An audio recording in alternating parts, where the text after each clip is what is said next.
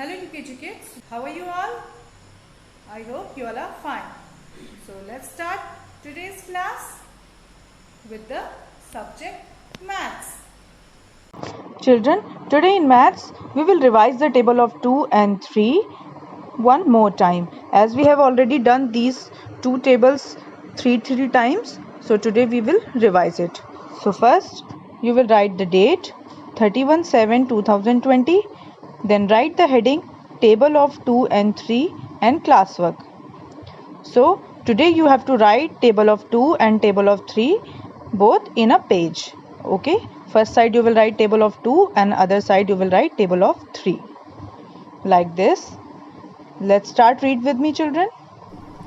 2 ones are 2, 2 twos are 4, 2 threes are 6, 2 fours are 8, 2 fives are 10, 2 sixes are 12, 2 sevens are 14, 2 eights are 16, 2 nines are 18, 2 tens are 20. Now, the other side of the page, you will write the table of 3. You have to left the one box space in between of tables. Now, read it with me. 3 ones are 3, 3 twos are 6, 3 threes are 9, 3 fours are 12, 3 fives are 15, 3 sixes are 18, 3 sevens are 21, 3 eights are 24, 3 nines are 27, 3 tens are 30. So children, this way you have to revise the table of 2 and 3 both, because it is also important for your exam point of view. Okay, ये आपके exam में भी आने वाली है. Okay children, thank you. बच्चों, it's time to our English class. So children, today in English we will continue the sound of I with the phonic drills of I, D, it. Children, the sound of I is E and the sound of D is J. When they become together, the sound will be id. Say with me children, id, id, id.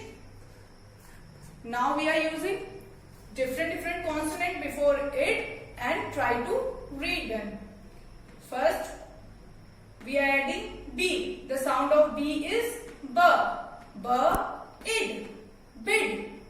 Bid means an effort to do something. Next, D, id, did. D-I-D, did.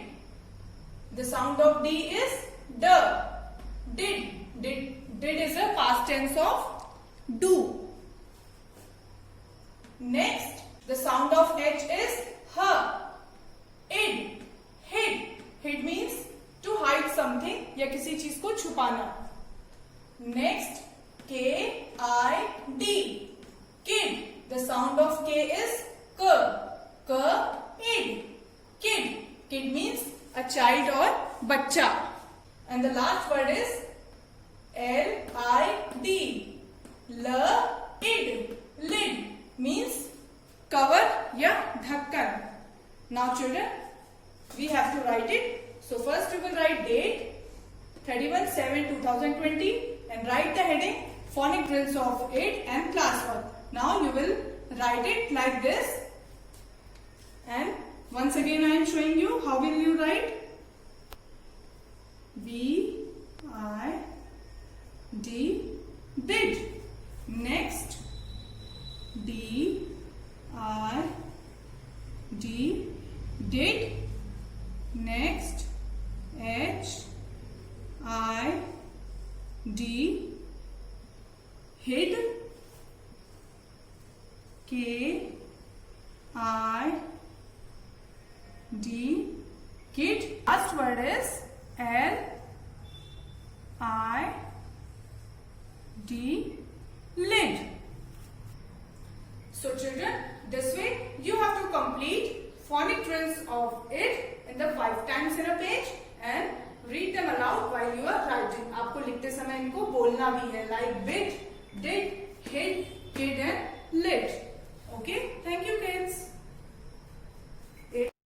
Now kids, it's time to our Hindi class. बच्चों, जैसे कि हम हिंदी में बड़ी ई की मात्रा के शब्दों का अध्ययन और लेखन कर रहे हैं। कल की क्लास में हमने 2 वर्णों वाले शब्दों का लेखन और अध्ययन किया।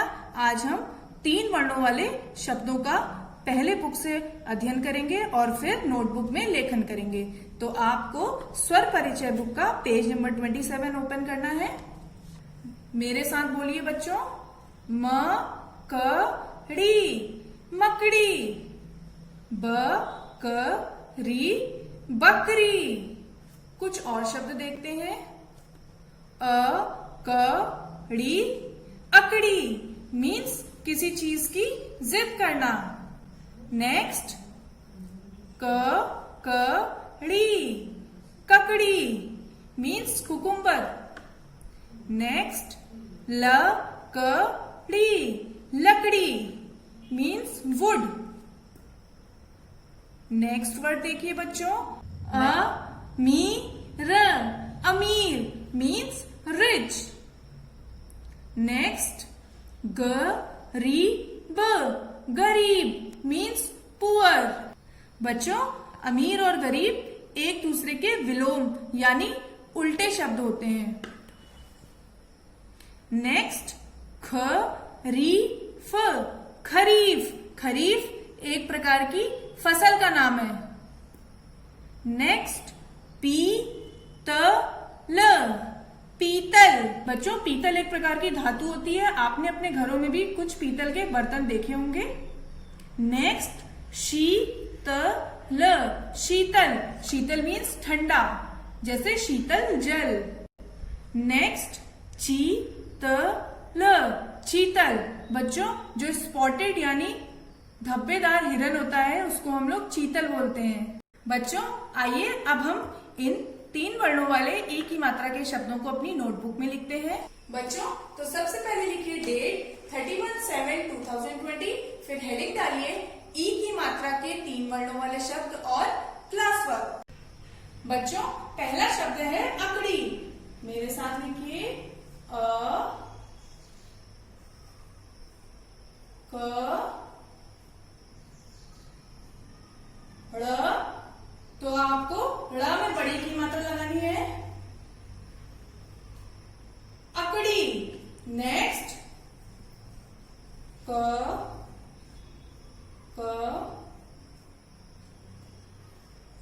ड़ी, ककड़ी।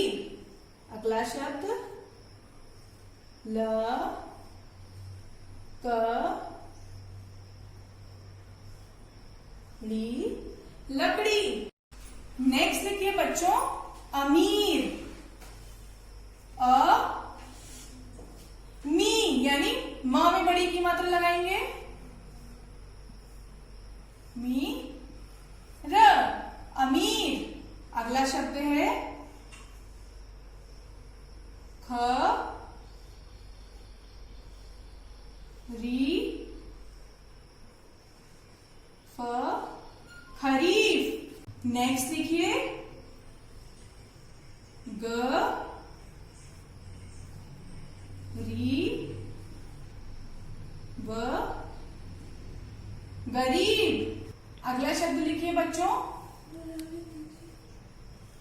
पी टी त ल, पीतल। नेक्स्ट, शीतल, शीतल। नेक्स्ट, चीतल, चीतल। तो बच्चों, आज हमने ई की मात्रा के 3 वर्णों वाले शब्दों का लेखन और अध्ययन किया है। तो आपको भी इन शब्दों को अपनी नोटबुक में उच्चारण करते हुए लिखना है। ठीक है बच्चों? Thank you, kids.